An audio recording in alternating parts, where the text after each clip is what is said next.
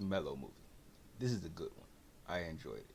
It's a 10 episode show, a Korean show, a K drama about love. That's what it's about. It's about love. These are the best kind of shows in my opinion, right here. You know, nothing too serious, little lighthearted, good Hallmark show. So let's go over a Melo movie today. I gotta look down at my script to tell y'all some stuff, but we don't go over a Melo movie. Give you guys little tidbits about it, talk about it, just some light things so you guys can understand what it's about, who it's for, and things like that. So let's go ahead and get into it. So, forgive me if I pronounce anything wrong. Okay, I'm new to this. I don't speak Korean. So if I mispronounce a name, it's okay. Anybody haven't said anything about that? So, like I said, we're talking about Melo movie today. It's a Korean drama. We already went over that. It was written by Lee Na-eun. Hopefully I said that right. And it was directed by Oh Chung-won. Okay? Main two stars for this show are Choi Woo-Shik, and he plays Ko Gi-young in the show. And we have Park Bo-young as Kim Woo-bi. Okay? Hopefully I said all those names right.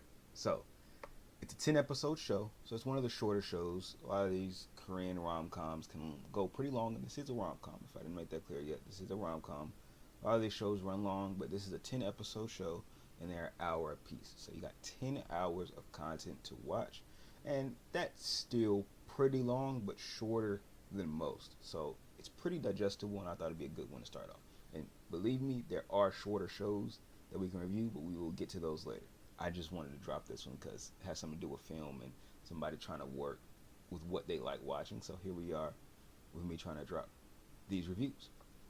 So there are three different stories that we're following throughout this show. There's our main story with our main two characters, and they're trying to form a new relationship. Obviously, you know how this goes. I'm not saying they are, but there is a relationship that's trying to be forged here. Then you have another story about another couple, and it's an older couple, and they're trying to work their way through problems that they're going through.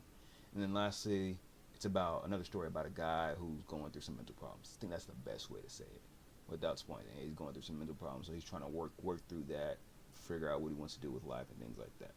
So what's the thing that connects all these stories, right? And it's very simple. You heard the name.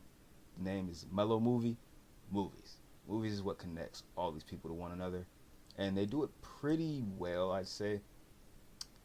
It's not necessarily realistic, because I know somebody in the comments might be like, "Oh man, this just doesn't seem real life. Like, this isn't real life." But it doesn't have to be. That's the whole point. It's a show. It's entertainment, so don't take it too serious. It's supposed to be lighthearted. Just to make you feel good, and that's what it does. So the thing that connects them all together is movies, whether they like it or not. Whether they like movies or they dislike movies, in some way, that's what brings all these people together and what makes a show good, in my opinion. I like just how the characters interact with each other, and it's pretty interesting.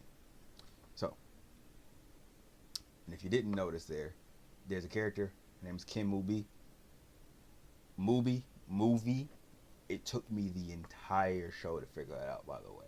It took the last episode for me to understand that the girl's name was Movie, because her dad loves movies so much that he named her Movie.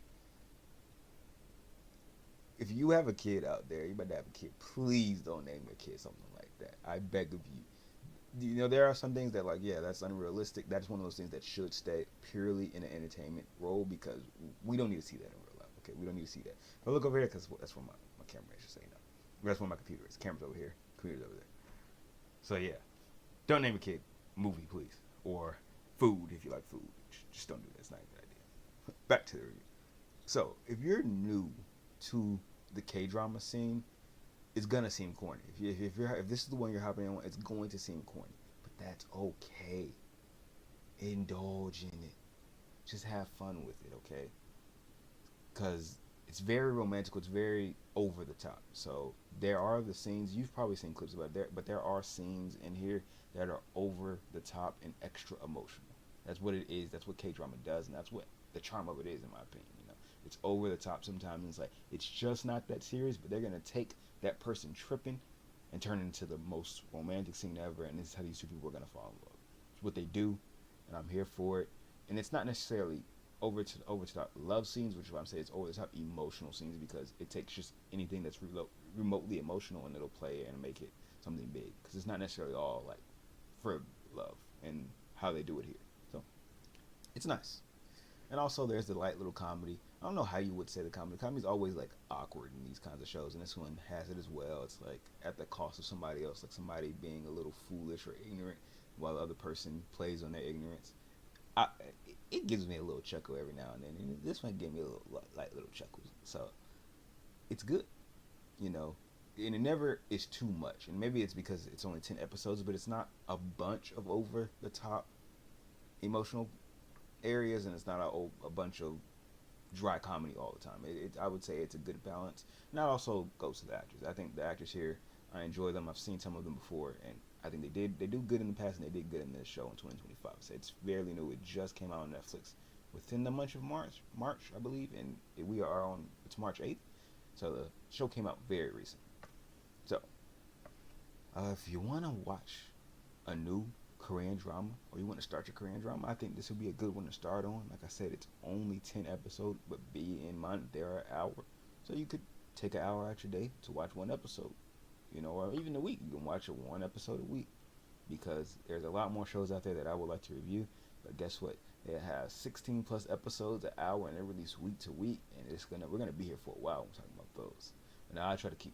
I'm gonna try to keep these compact and concise as I possibly can without spoiling too much. So that's really all I have to say. I'm not going to sit here any longer because I don't want these to be super long. So thanks for watching, and I'll catch you guys next time. Peace.